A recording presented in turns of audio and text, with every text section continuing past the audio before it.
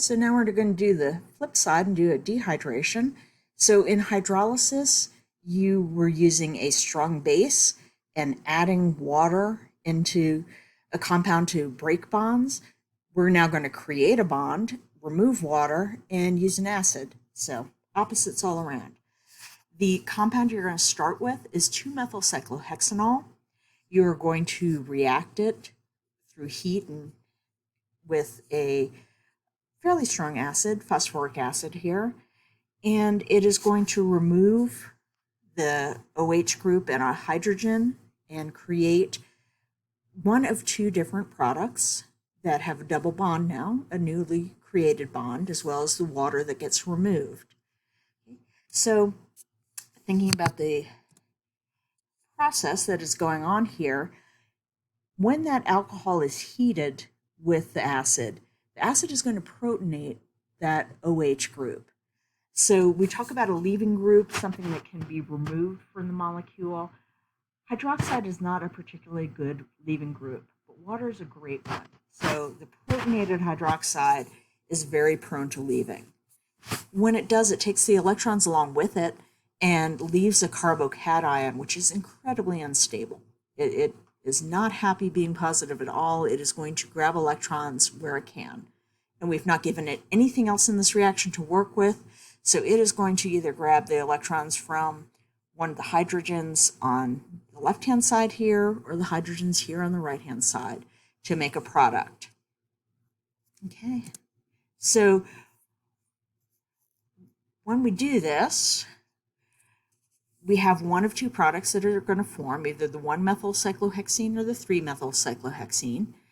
And in this reaction, we are not giving you any unknowns. We know what we're giving you. We know what we're going to end up with.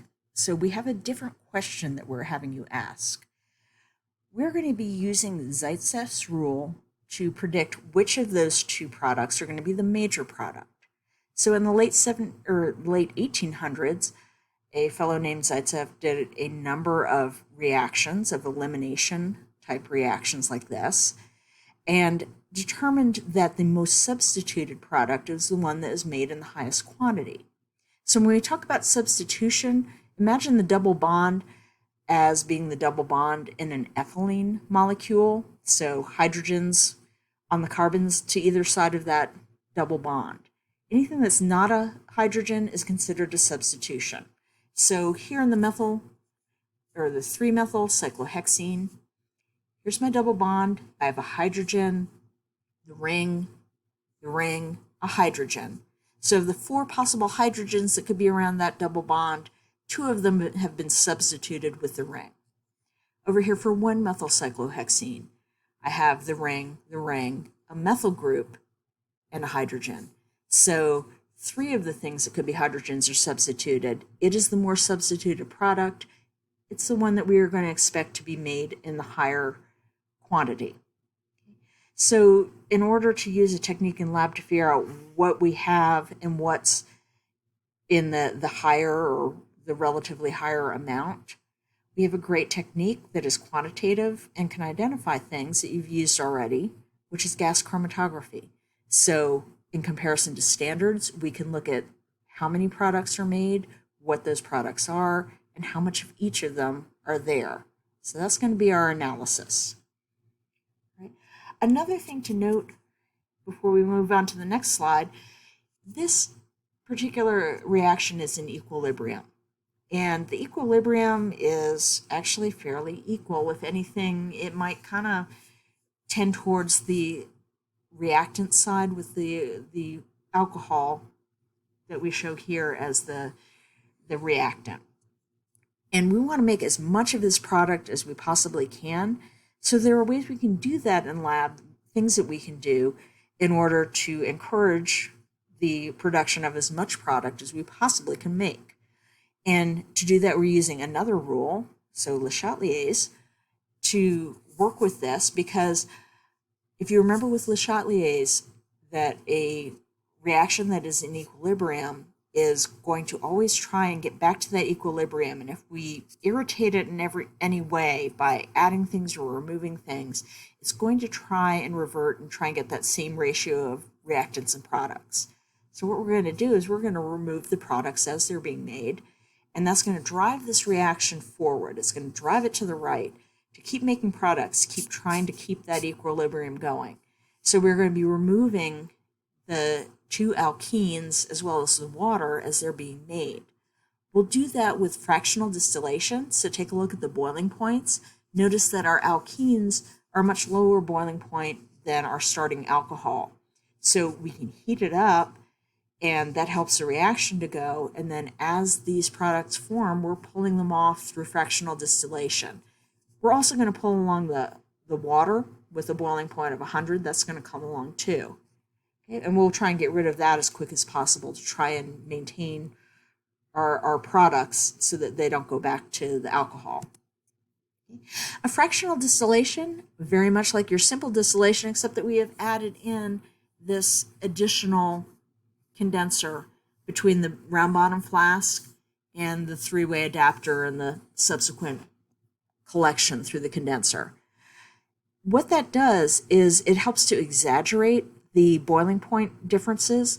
So our higher boiling point alcohol stays behind while those lower boiling point alkenes and water make their way up and through the condenser.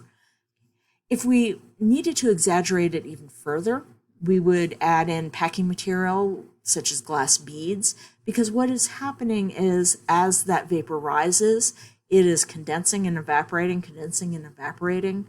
Think back to your GC when we talked about that. Whenever it is evaporated, that's when it's moving. So the lower boiling point stuff can get moving along up here while the higher boiling point stuff is kind of set back because it is taking a little bit longer to get back into the vapor phase to move. So the more surface area you've got, the more exaggeration you have between the two. And an example I like to use is if I picked any two students out of a classroom, put them to one wall of the classroom and had them run to the opposite wall, they'd probably get there in about the same time. But if I put them out on the sidewalk and told them to run to the convention center, you would know who the faster one was, because in going a longer distance, the difference between their abilities is going to be exaggerated.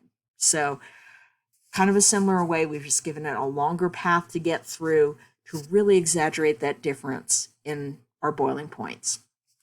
And we'll collect it on over here. Note that the fractional column, we want it to stay warm, so we're not going to run water through it. In fact, we will probably put some insulation around it, like foil or glass wool, to keep this warm, to keep that distillation going. But it still helps us to keep that separate and keep the alcohol back in the flask and the alkenes up and over, being collected to the graduated cylinder. We don't do a forerun here because we know that we've got a messy compound here. We've got two alkenes, we've got water that we need to remove. So we're not going to fuss with doing a forerun. We're just going to collect about 15 milliliters of material. And when we do that, the alkenes are not going to mix with the water. So you're going to see that you have two different layers. And if you look at the densities of these, water at about 1, and then the alkenes at about 0.8, the water is going to be on the bottom, alkenes on the top. And we would ask you to measure the amounts of each, just to note what kind of volume you have of each of the two things. And then we're going to further the separation by putting it into a set funnel and doing a couple washes. So putting it over to the set funnel, once again, the water, the aqueous layer is going to go to the bottom, the organic up to the top in this case, because the densities show us that the organic is the less dense of the two. And we're going to do 2 washes with saturated sodium bicarbonate. And the bicarbonate serves a couple different purposes here. So its biggest purpose is sodium bicarbonate is a good way to neutralize acid. We did this reaction with an acid. We're adding in bicarbonate, which is slightly basic, but it's a buffered basic. It'll neutralize that acid. Because it's saturated, because it's aqueous, it may help to draw a little bit of the water out of the organic. I like to throw that in there. That's not its major purpose, but it probably helps just a little bit. So biggest thing is it neutralizes the acid, and draw some water out. And you will do a 10 milliliter wash, shake, vent, dry out that aqueous layer, and then you're going to add a second 10 mil wash, shake, vent, and draw the aqueous layer out. Let's talk 1 second about why we do that twice. So why don't we just throw in 20 milliliters of saturated sodium bicarbonate and be done with it? Every time that you go through any kind of separation, things are distributing themselves in between the two different layers. So let's say that 99% of the water goes to the aqueous layer every time we do this. Okay, if we do it just once with the 20 milliliters, we only get 99% of the water back. If we do it once with the 10 milliliters, 99% goes into the water. We do it a second time, and now we get 99% of that last 1% in, leaving just 0.1% behind.